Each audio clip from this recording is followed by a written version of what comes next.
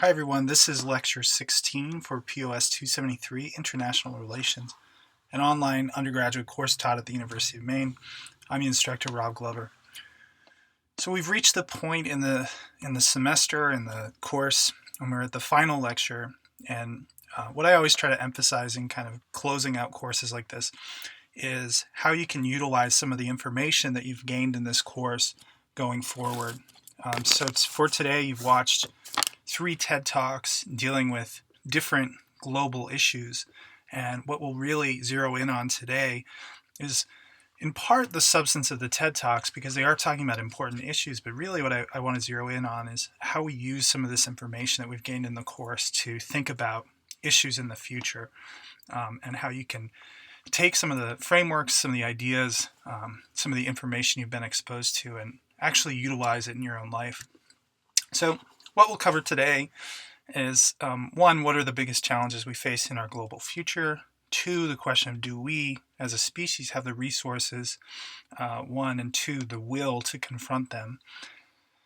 And then 3, how can we utilize what we've learned in this class in the future to be better citizens and more informed global actors?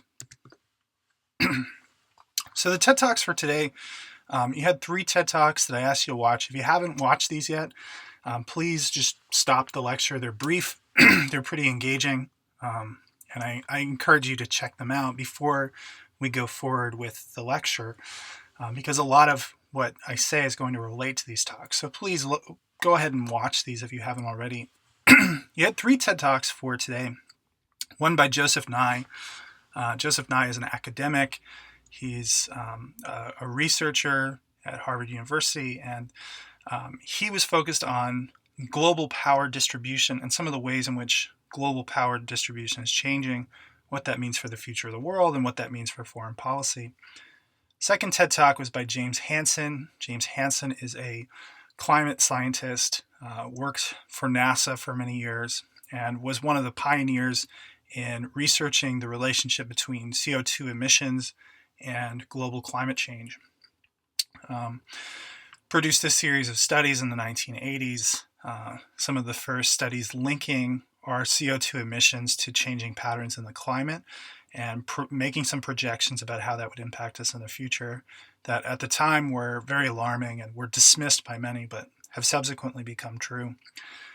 And then lastly, Nawaz is a Pakistani ethnicity, but he was born in the UK and for a time was involved with advocating for violent extremism, Islamic extremism, around the world, both in his home country and in the Netherlands and Egypt and Pakistan, and was actually jailed for a time in Egypt, and it kind of had a 180, completely changed his perspective, rejected violent extremism, and became an advocate for the growth of democracy and civil society as kind of a counter to violent extremism. And so his talk was about how do we deal with the fact that violent extremism has such a hold on the popular consciousness and is motivating individuals across national boundaries to engage in terrorism or violent acts or to overthrow governments.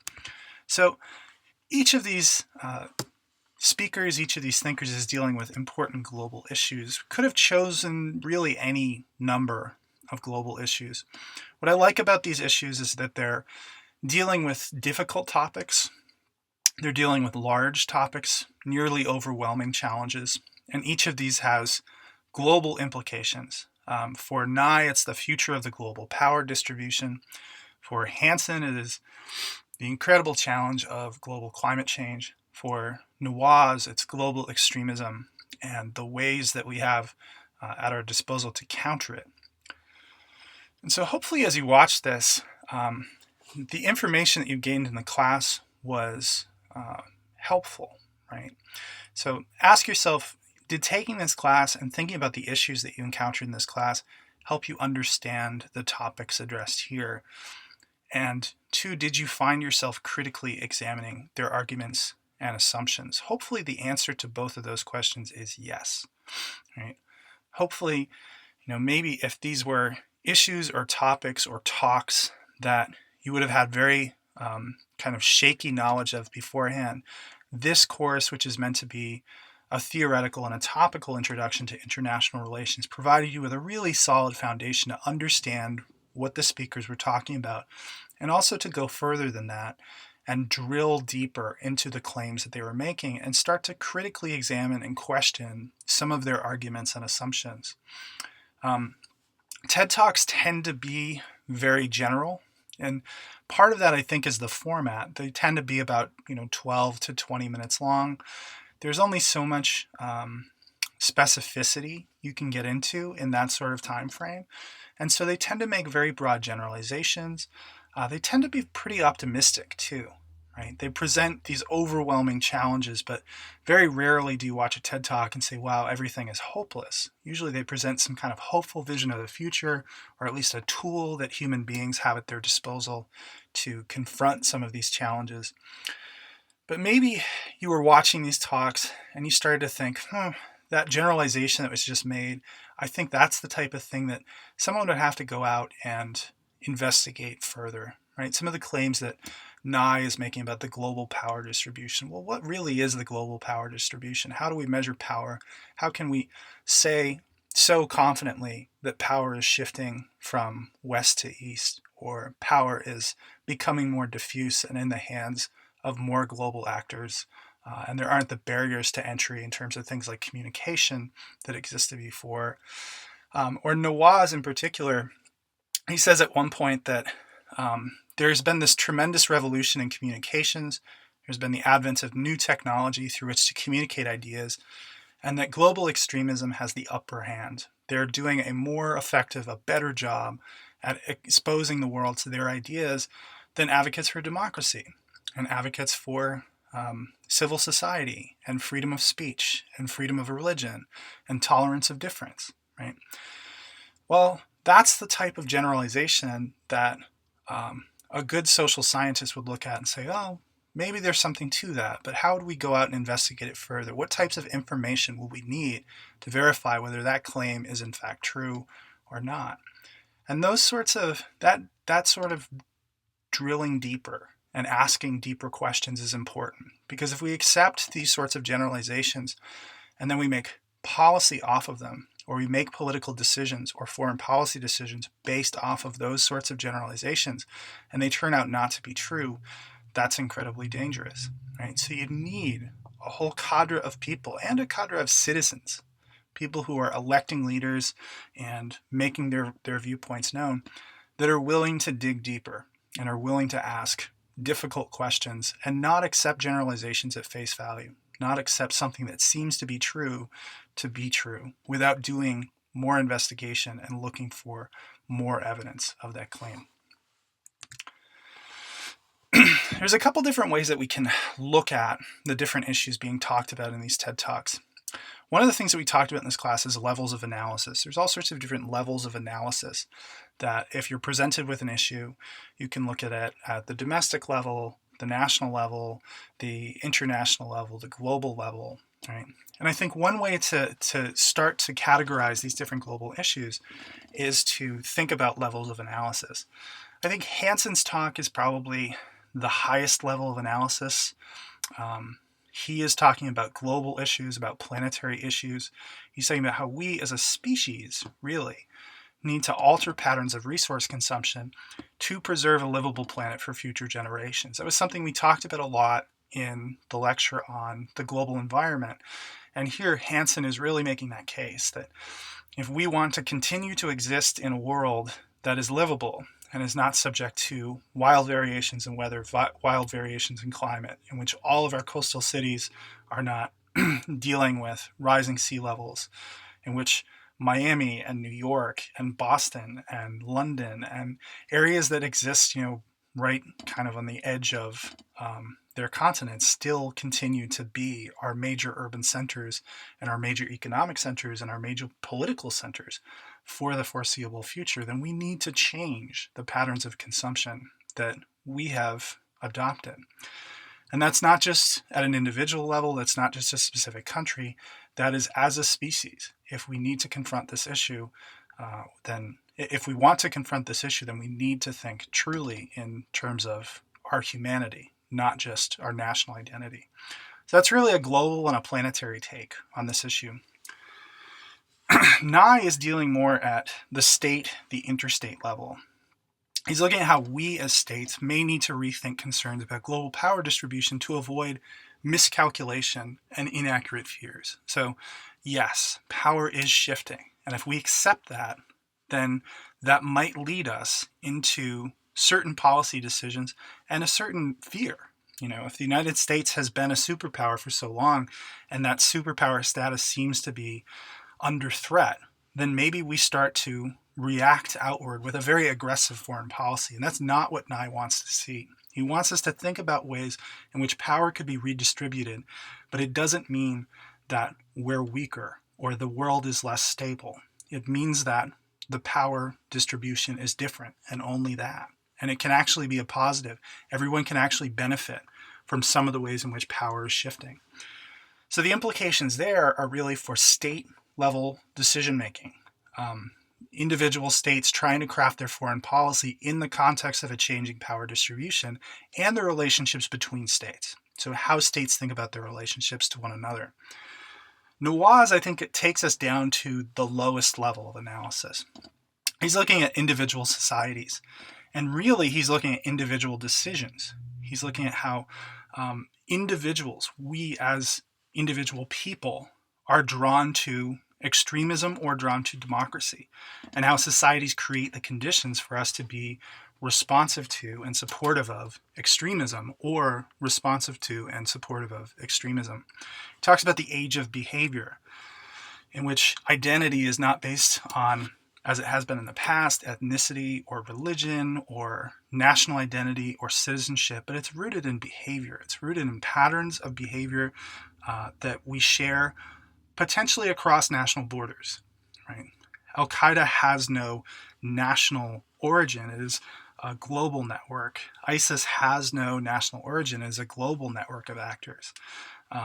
And we need to counter that, he says, those dangerous transnational forms of belonging and identity with transnational movements for democracy and civil society and freedom, right? That really relates to individual societies and us as individuals, the choices that we make, the types of movements that we're drawn to, right? So levels of analysis, which we talked about in this class, might be one way that you start to make sense of what's here and you dig deeper into the analysis that you're being presented with. You can also look at underlying assumptions. So as these talks are being given, instead of just taking them at face value, you can ask yourself, what are the underlying assumptions that these different speakers hold? For Hansen, I think he truly believes that if we can make our fellow human beings aware of the risks associated with climate change and stimulate political action, then we can change consumption patterns. If people realized the true danger of climate change, then they would not consume fossil fuels and produce CO2 in the ways that they do now, right?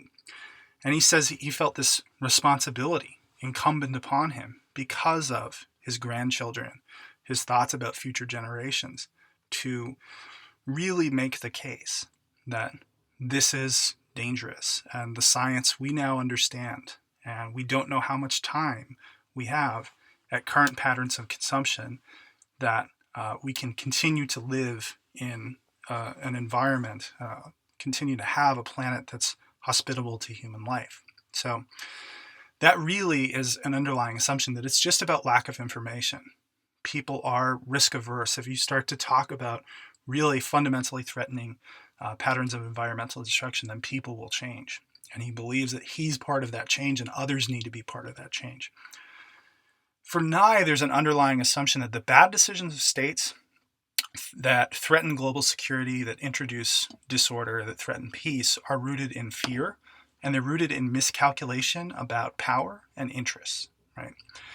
So wars happen, conflict happens, mistrust among states happens, not because states are inherently aggressive, not because states are locked into patterns of mistrust and patterns of competition, but because they make bad decisions. And decision makers become overwhelmed with fear, and they view power as zero sum. And so when they have a sense that their power is declining, they start to react aggressively.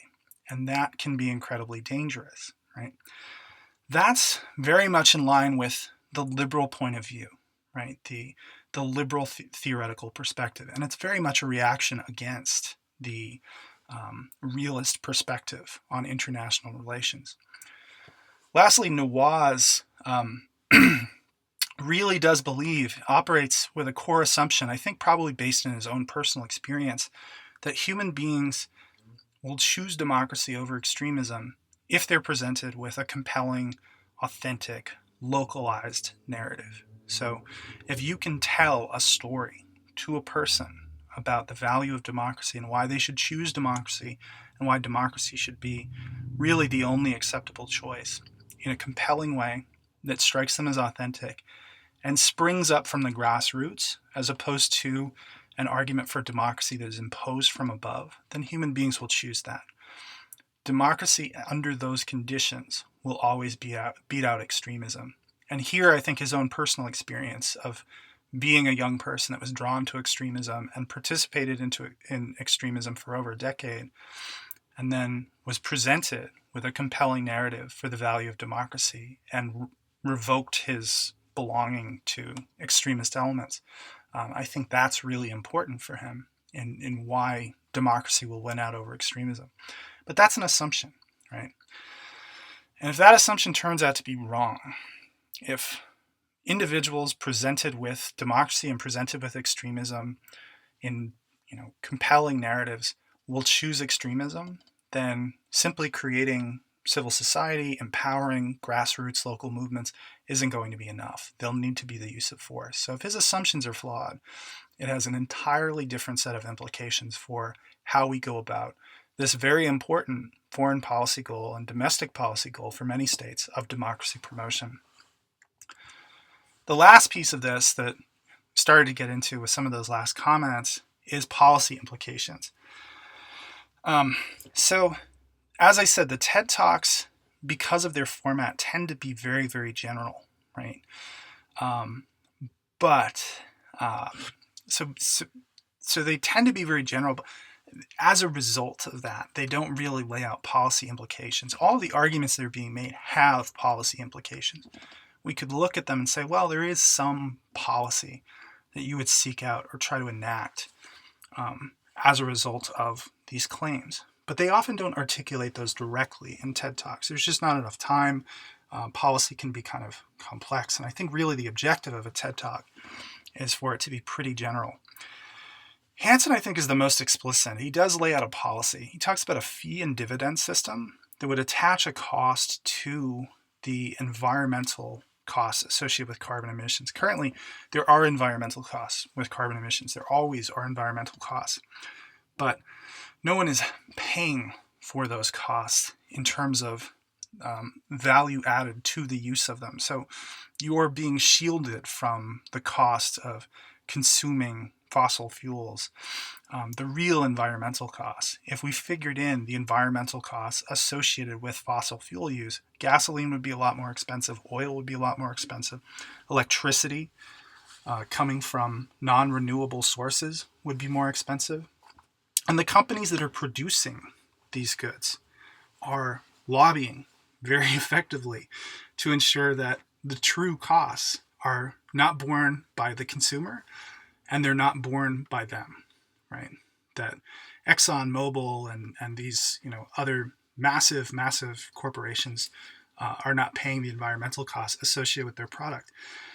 The problem Hansen is laying out is that there's always costs. So now we're seeing the environmental costs. We're seeing floods. We're seeing increased volatility and precipitation. We're seeing higher temperatures, droughts, wildfires, right? So we're in a way experiencing some of the what they call negative externalities associated with the use of these products, but nobody's paying the costs associated with the risk, right? So what he's arguing is that we figure out what is the real cost when we incorporate those environmental effects? What is the real cost of these goods? And we add that in to the price and then create this pool of resources that is transferred back to individuals in a dividend. So that if you use very few fossil fuels and produce very little CO2, maybe you'll get money back. If you're using a lot of those resources and imposing these costs on the environment, then you pay in, right? But you're paying for the environmental costs associated with the product that you're using. So that's probably the most explicit. Again, once you start talking about implementing that, it becomes more complex. But he does lay out a specific policy. For Nye, it's a lot less clear. Probably the policy implication is a relatively liberal policy, foreign policy, that does not view power as zero-sum, recognizes that power can shift and become diffuse in ways that we shouldn't necessarily view as threatening. And also, he's an advocate for soft power.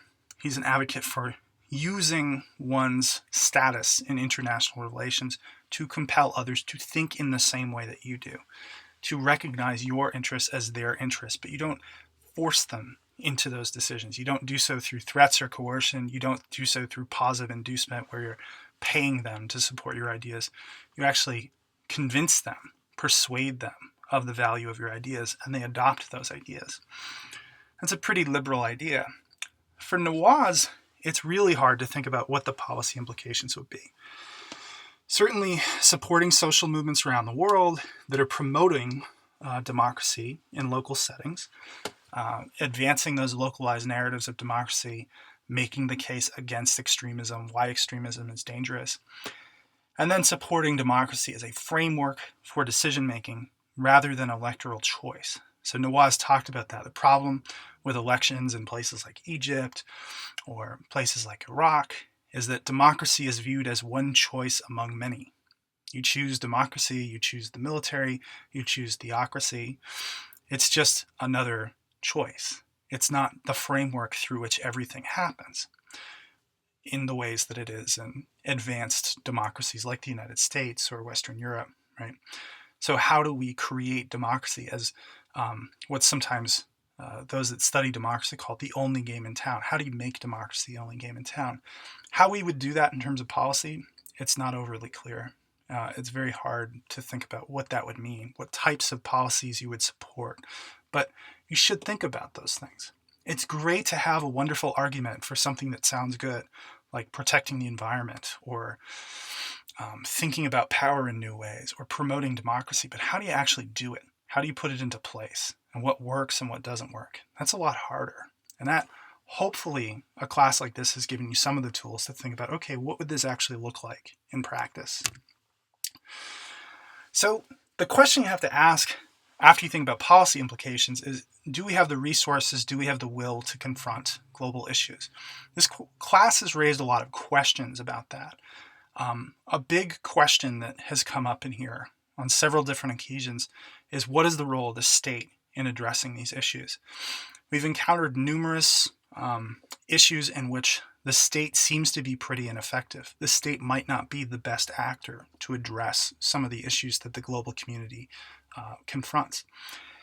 No one would go so far as to say that the state is on its way out, that countries as a thing are not going to exist, and we're going to have some sort of global community in which national borders no longer matter.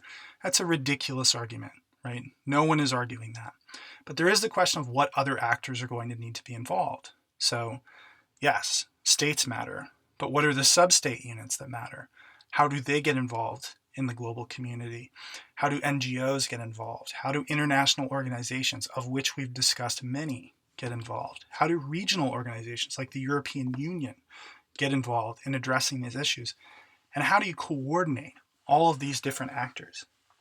Who plays the role of leadership? Does anyone play the role of leadership? That's a complex question. On some of these issues, in particular, we talked about this with regard to climate change, there are no existing hard and fast frameworks for global cooperation. The issue is too new, and the negotiations around the issue have been too difficult to create a meaningful global framework for these issues. So what's going to need to be created, and how long will it take? And the crucial question with something like climate change is, how much time do we have? If it takes us 60 or 70 or 200 years to create a meaningful international framework for addressing climate change, most scientific experts would say that is far too long. We don't have that amount of time. We're already past the point at which we should have been making significant reductions in carbon emissions. So we needed this thing yesterday. We needed this thing 10 years ago. How do we create a framework, a set of institutions, a role for international organizations to address these issues? That's another question we have to ask. The final question is, what political will exists to address these issues? And if it is absent, how do we create that political will? Again, the issue of climate change, there isn't a lot of political will currently in many of the countries that are the most significant CO2 producers to address the issue, because either there are powerful multinational corporations that don't want to see the issue addressed and turn their economic power into political power to influence politicians, or people are just unaware of the issue, right? People are just unaware of some of the facts of climate change and how it might impact our lives. So if we're going to address this issue, we need to think about, where does the political will come from? How do you create political will where none exists? In some of the developing countries in the world, there's no political will to address the issue of climate change because they view it as their right to emit carbon in the same way that many of the world's major economic powers today did. They view it as unfair that they should have to develop in a green, carbon neutral way when none of the major economic powers today did that. So there's no political will, and it basically breaks down along economic lines at the global level. So this is a really complex issue. If political will is not there, it's going to be very hard to do anything. So how do we create political will? It's hard to say. It's hard to say what the strategy would be. Part of it may involve, large-scale citizen movements. Part of it may involve major powers in the world taking the first step and being willing to compromise and make sacrifices in order to see meaningful change on an issue. But if the political will isn't there, you need to create it and think about how to create it. So that kind of closes out our discussion of the TED Talks and some of the issues addressed there. I do want to give you some advice for how to think about using what you've learned in this course. The first thing that I hope you take away from this course, and I hope you're compelled to do, is inform yourself about global issues. It's going to be very hard to be a responsible global actor and care about these issues and try to seek change on some of these issues if you're not informed about the issues. So you should be attuned to what's happening in the world. You should be seeking out information from multiple resources, multiple websites. You should be reading not only your local paper, but major national papers with a good world news section, and international sources to the extent that you can find them. When you find reliable international sources, it's always good to look, how is Europe reporting on a specific issue? Or what are papers in the Middle East saying about this issue? Because you will get different perspectives. And if you have kind of tunnel vision and you only look at one specific source, you're going to miss out on important information. Once you find this information, think deeply and think critically about it. Think about these issues in ways that go beyond the surface, and try to approach issues from multiple angles. It's always a good exercise. I've had you a couple times in this class to analyze an issue from one theoretical perspective, realist or liberal, and then approach it from a completely different perspective. What would a constructivist say about this issue, or what would a Marxist say about this issue? Do that. Approach issues from multiple angles and really tenaciously seek out information on issues that matter to you. Because the more information you have, the more ways that you're going to be able to view an issue and try and understand it in a real comprehensive sense. And then the last step is to think about ways that you can impact the issues.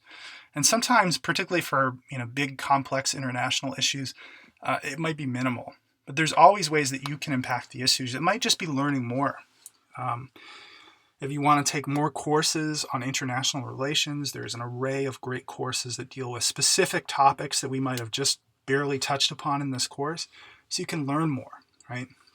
Um, your citizens in one of the most wealthy, powerful countries in the world, you can use that power as citizens. Elect leaders who you think will make good foreign policy decisions. Elect leaders who you think understand the way the world works and don't kind of shut themselves off from the rest of the world. That's an important role that you have, right? You can vote out of office leaders that you think make bad foreign policy decisions or don't care about the rest of the world, aren't tenaciously seeking out information the way you are. You can make change as a consumer. We talked in here a lot about the economy, global political economy, development, and some of the ways in which products are produced. And you get to make choices as a consumer. That's one way that you have power, spending power, and making decisions about the products you buy, the types of products that you consume, and the ways that they're produced, where they come from, right? Those are important choices that you can make. You're a social agent. You are engaged in social interaction, and every time that you engage in social interaction across cultural lines, you're representing your culture. So represent your culture well. Travel as much as possible. Seek out others' perspectives. When a conversation comes up about foreign policy or some really thorny, complex international issue, don't shy away from having that conversation. Engage in that conversation. And push your friends and push people that you're interacting with to justify their perspectives. And if you disagree with them, civilly and respectfully disagree with them and lay out why you think they might be wrong. That's not a bad thing. That's not a rude thing. That's not an obnoxious thing. That is a conversation that is absolutely essential and needs to happen more than it does. And then lastly, as a human, you make choices, right? So you make choices about what types of products you're going to consume. You also make choices about, the types of things you're going to teach your kids, or the way that you're going to approach other cultures, the way that you're going to approach difference. Are you going to approach it fearfully, or are you going to try to understand it and embrace it? A whole manner of different ways in which you just, as a human, make choices every day and try to think more critically about them than maybe you do right now. Okay, so there's a number of different ways that you can use what you've learned in this course, and hopefully you've found this to be kind of a good foundation for some of these decisions and some of these choices that you'll be making later on in life. For next time, all I ask is that you think about what you've learned in this course, reflect and consider the steps that you might take next. If you want to take more courses in international relations and you want to discuss with me what the options might be or what types of things you're really interested in, what might be good choices, feel free to reach out to me through email or give me a call. I'm happy to have that conversation. You do have a few final assignments to take care of for the course. Remember that the exam is on Friday, August 14th. You have the entire day to take it. But once you open the actual exam, you have 120 minutes to finish it. 2 hours is the window in which to finish the exam. So make sure that you're in a nice, quiet place. You're ready to devote some time to it, and go ahead and take it when you're ready on the 14th. There is a study guide available. It's in the study guides and assignments folder on First Class. Lays out what's going to be on the exam. If you have any questions whatsoever, feel free to contact me through email. You also have a short paper due on the 16th on the icon simulation, basically asking you to think back about what you did in the simulation and try to connect it in important ways to this class and what we've learned in the course. So that is due Sunday, August 16th in the appropriate folder on the assignment Dropbox. And same thing as the exam. If you have any questions, if anything's unclear, feel free to reach out to me. I'm happy to answer your questions. So we'll wrap it up there. I hope you've enjoyed the course as much as I have, and I'll be in touch with any of you if you have questions. Thanks very much.